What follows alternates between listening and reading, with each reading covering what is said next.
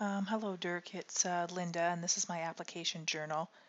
Nothing too fancy, um, as you can see there. But anyway, I took your questions that were from the the assignment piece, and then I just kind of put my answers at the bottom there in bullet form, and then I'll elaborate on them. Um, so the question, is that can this content or knowledge be used in my professional life? And of course, as you can see there, absolutely.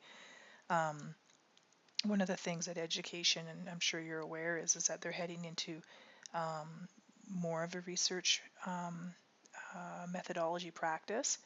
And in order for us to know whether or not our teaching practices are effective, and also to like even the philosophical viewpoints, those need to be tested because, of course, if we're wrong, like for instance, standardized testing, it wasn't so long ago, and even those tests are used heavily even in some places now, or in many places now.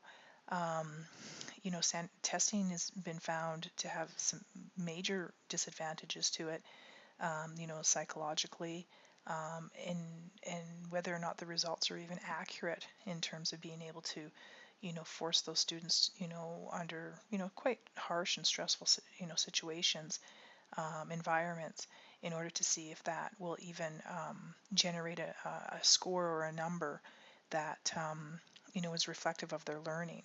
Of course, the other thing too is that sometimes with a lot of tests, in fact, when I was in university, one of the grad students were always coming in and asking us, undergrads, to participate in their studies. And one of the ones that I did was on standardized testing and whether or not students who were exceptional or the reading level had any impact on whether or not they how well they did on the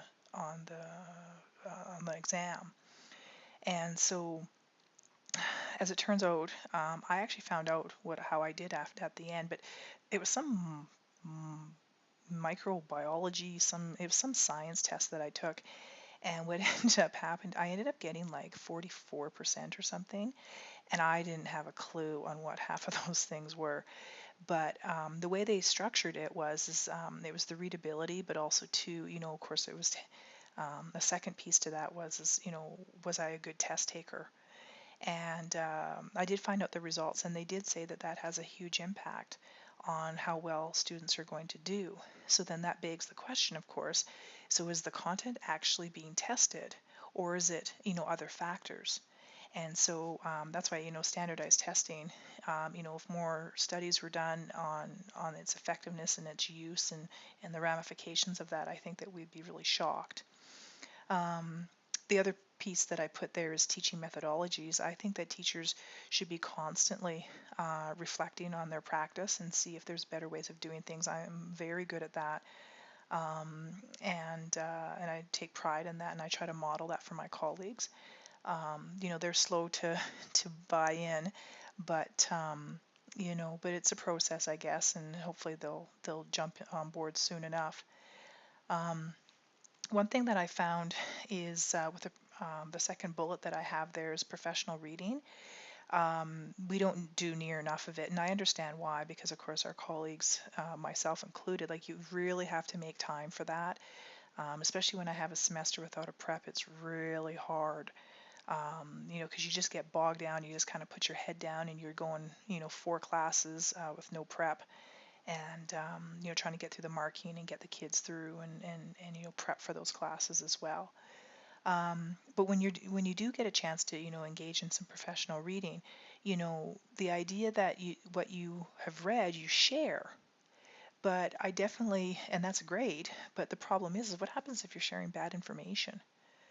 And so before you start the sharing process, I would suggest that you check those sources and check to see if they're actually reliable and if they're valid.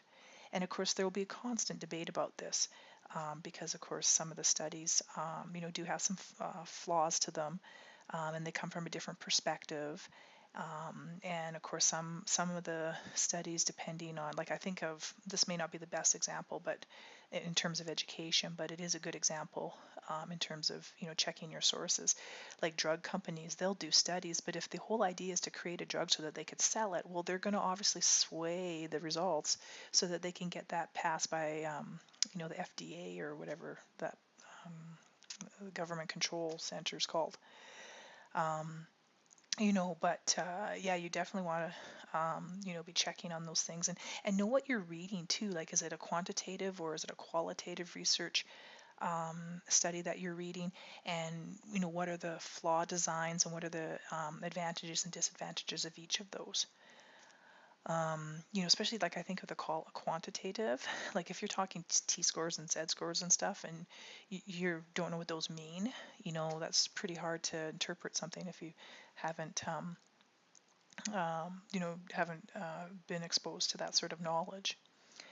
I wanted to elaborate a little bit more on the sharing of knowledge. One of the things that I do is I blog, mostly about technology stuff. I haven't quite delved into, the professional philosophical piece to it yet, but that's really a powerful tool. And when you make reference to, research studies and stuff, because a lot of the blogs I read, do read or do make reference to these things. Again, you want to make sure that you know who you're reading, and if it's reliable or not. The other thing I like about the sharing of knowledge, and even in our course with the discussion page, or the discussions, the weekly discussions, is really powerful too. But this idea that knowledge is a cycle, and that it's constantly evolving and constantly changing, especially with new and improved advances in technology and knowledge and expertise. We're constantly learning, better and new ways of doing things. Um, the other part that I like about blogging and just in general sharing with colleagues is the idea that you are challenged in your belief system. I know some people may not appreciate that, but I absolutely love that, because then I'll go back and I'll be like, oh, well, they thought about this. Oh, that, oh, yeah, that's not a bad idea. What, maybe I should change. Because I know, like, for instance, my assessment, I started this semester where I don't issue grades. And it's been a process, and we're still working through that. But the kids and the parents have actually bought in better than I had thought. We keep them up to date in different ways, but a number is never associated with that. And just this coming in a couple weeks here, we have report cards, and I have to give a number. And so I'm really battling, how to go about doing that. Do I give them all the number that they would get, or do I, pick one number for A, one number for B, and then all the A students get that number no matter what. All the B students get that number no matter what. So I'm still trying to piece that through. But that's just one example of how I keep on constantly trying to change things. Of course, the other part that I really like is a collaborative piece. I know lots of the conferences and the sharing on social media that I love is the collaboration. And again, that idea of sharing, and being able to improve one's practice. So I guess the question, going back up to the top here is that, can this be applied to my everyday professional life? Absolutely. If anything, it gives more power and more credence to what you're reading, because you actually have a better understanding of actually what was being done. And when you share that with others, you can explain that, and hopefully that the power of that information will carry more weight and have more an impression on your colleagues. The second piece of there's the second question that you put into the assignment section there is that, can you use this contact knowledge to help me look for answers to my research question? I found it really, absolutely, again, obviously, I found it really interesting, because each week in the discussion pages, everyone in some shape or form was commenting on how the new information affected and gave them more food for thought on how they were going to approach their research question. The other thing is the development of the research question. All of that really uh, was interesting to watch. And I know for myself, I definitely changed as well. Like I really struggled with the development of the research question. I think it was about week 3, and you had said that, yeah, you should have a pretty good idea what your research question was. And I was like, oh crap, I don't. I'm like, I don't know what to do. And I think I did a pretty good job of my research question, but I did take more time for that. Um, you know, Actually, as it turns out, there was a bit of an advantage to that because not that that was my intent, but because that gave me more of a chance to see and read more of the chapters and get a better sense of what was expected in the different types of quantitative and qualitative research designs. The other thing that it gave me a huge advantage was is that I got a chance to talk to more and more of my colleagues. It's interesting because for our administrator right now, the reason why I chose this was because we have several interventions at our school.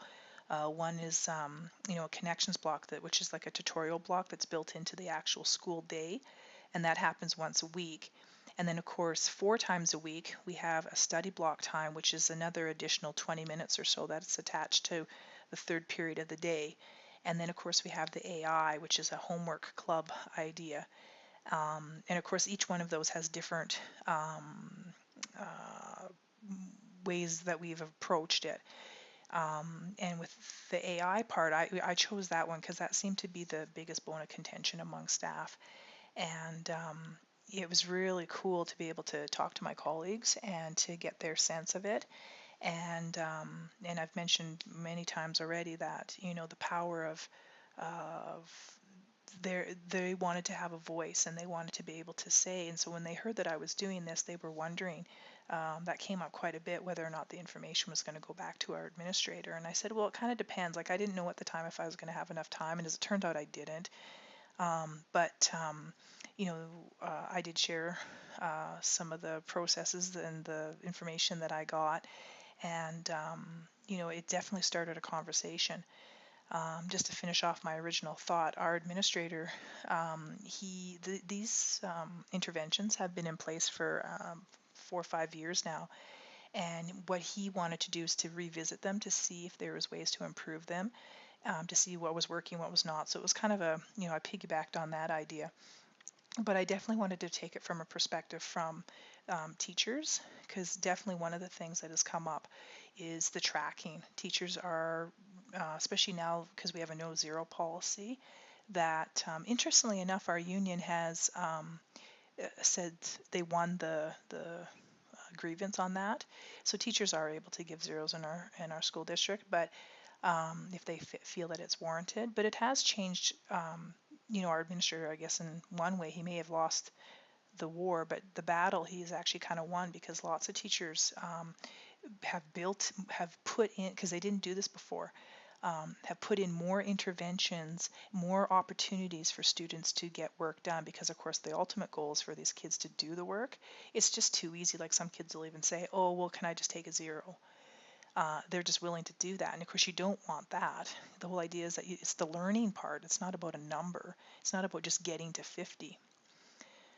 But anyway, in the revisitation of this, I've been able to share some of the stuff that has come up here, and being able to talk about the actual and using the actual terminology and stuff has actually heightened the importance and has given my comments more validity with our administrator. I don't know if he's overly familiar with the terms, to be honest with you, and not that I was trying to, show him up or anything like that, but you can definitely get a sense and a tone that someone is familiar and comfortable with talking about, the actual studies and what has actually been out there. So it's been a really positive experience.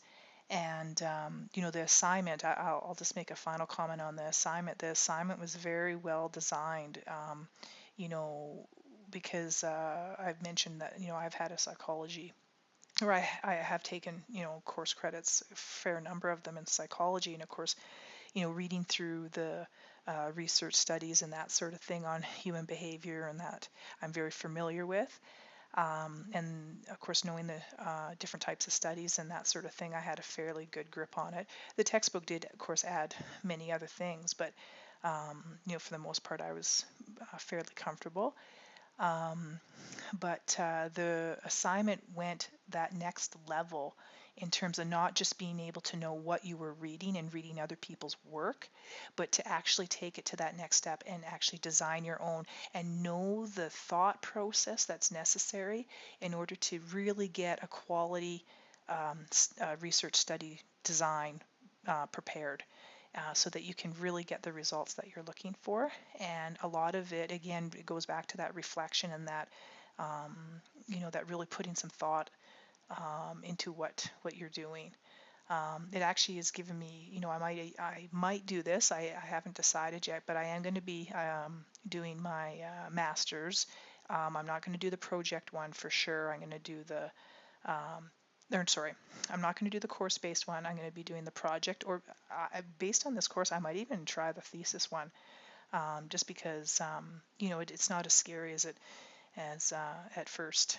Um, you know, if you put the thought necessary into it, you can come up with a really good plan, and I think I can do that.